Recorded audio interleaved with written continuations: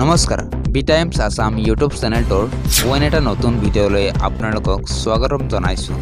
এই ভিডিঅ'ৰ জৰিয়তে অসম তথা বিশ্বৰ ভিন ভিন প্ৰান্তৰ পৰা কেইটামান গুৰুত্বপূৰ্ণ বাতৰি আপোনালোকৰ বাবে যুগুত কৰা হৈছে। ভিডিঅ'টো আৰম্ভ কৰাৰ আগতে আপোনালৈ এটা সৰু ৰিকুৱেষ্ট, যদি আপোনালোকে এই চেনেলটো এতিয়ালৈকে ছাবস্ক্ৰাইব কৰা নাই তেনেহ'লে প্লিজ এটাকৈ ছাবস্ক্ৰাইব কৰি দিব আৰু ভিডিঅ'টো ভাল লাগিলে এটাকৈ লাইক কৰি আমাক উৎসাহিত কৰিবলৈ নাপাহৰিব। গতিকে আহকচোন আজিৰ ভিডিঅ'টো আৰম্ভ কৰোঁ।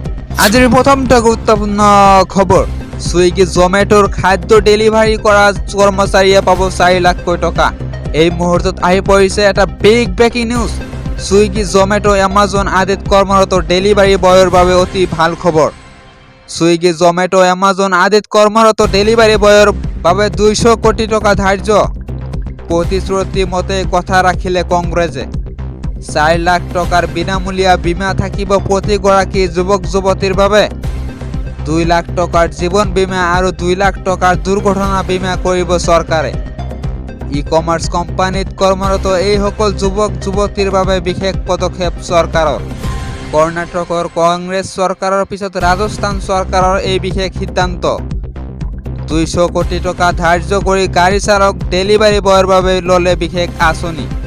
ভাৰত জোৰৰ সময়ত এইসকল কৰ্মীৰ সৈতে সাক্ষাৎ কৰিছিল ৰাহুল গান্ধীয়ে। তেওঁলোকৰ সহায়ৰ দিছিল প্ৰতিশ্ৰুতি। ডেলিভাৰী বয়ক অধিকাৰ আৰু সন্মান দিব ৰাজস্থানৰ কংগ্ৰেছ চৰকাৰে। ৰাজস্থান চৰকাৰে প্ৰথমবাৰৰ বাবে ডেলিভাৰী বয়ক লৈ আনিলে আইন। শ্ৰমিকৰ অৰ্থনৈতিক আৰু জীৱন সুৰক্ষাৰ বাবে আনিছে এই আইন। শ্ৰমিকৰ সুৰক্ষাৰ বাবে 200 কোটি টকা ধাৰ্য কৰিছে চৰকাৰে। আজিৰ পৰৱৰ্তী গুৰুত্বপূৰ্ণ খবৰ, সুখবৰ, বৃদ্ধি পালে ডিএ। এইসকল ৰাজ্য চৰকাৰৰ কৰ্মচাৰীয়ে লাভ কৰিব বৰ্ধিত মাহিলী দৰমহা। এই মুহূৰ্তত আহি পৰিছে চৰকাৰী কৰ্মচাৰীলৈ এটা বিগ ব্ৰেকিং নিউজ। চৰকাৰী কৰ্মচাৰীৰ বাবে আছে ভাল খবৰ। দৰাচলতে কেইবাখনো ৰাজ্যত বিধানসভা নিৰ্বাচন আহি আছে আৰু সেয়েহে নিৰ্বাচনী বৰ্ষত ৰাজ্য চৰকাৰৰ বহুতো কৰ্মচাৰীৰ কপাল ফুলিছে। বহুকেইখন ৰাজ্যত ৰাজ্য চৰকাৰৰ কৰ্মচাৰীসকলৰ বাবে ডিএত বৃহৎ বৃদ্ধি কৰা হৈছে। কিছুমান ৰাজ্যত ইয়াক 396% পৰা 412%লৈ বৃদ্ধি কৰা হৈছে।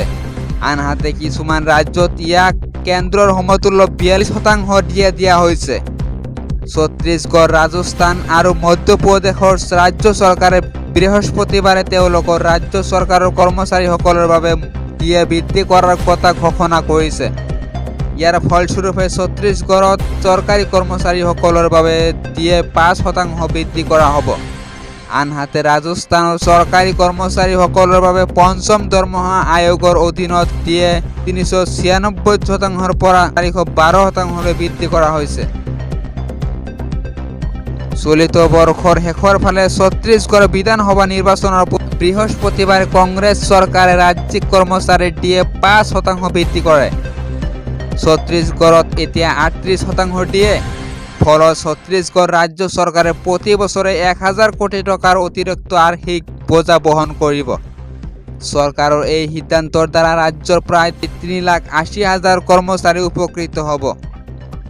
ইফালে ছত্তীশগড়ৰ প্ৰশাসনিক পৰ্যায়ৰ বিষয়াসকলে জনোৱা মতে যোৱা বছৰৰ অক্টোবৰ মাহত ৰাজ্য চৰকাৰে চৰকাৰী কৰ্মচাৰীৰ ডিএ 5% বৃদ্ধি কৰিছিল। তাৰ পিছত তেওঁলোকে 33% ডিএ লাভ কৰি আছে। মধ্যপ্ৰদেশ চৰকাৰৰ কৰ্মচাৰীসকলেও বৰ্ধিত দৰমহা পাব।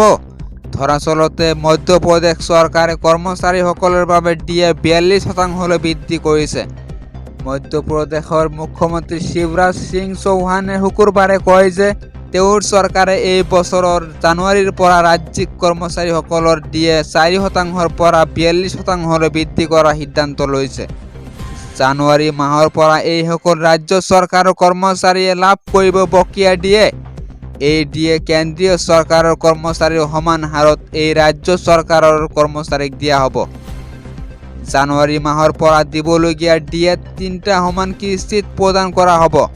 ইফালে 30 বছৰ সেৱা প্ৰদান কৰা কৰ্মচাৰীসকলক তৃতীয় দৰমহা স্কেল হিচাপে দৰমহা দিয়া হ'ব আৰু যিসকলে 35 বছৰ অতিক্ৰম কৰিছে তেওঁলোকক চতুৰ্থ পে স্কেলত দিয়া হ'ব।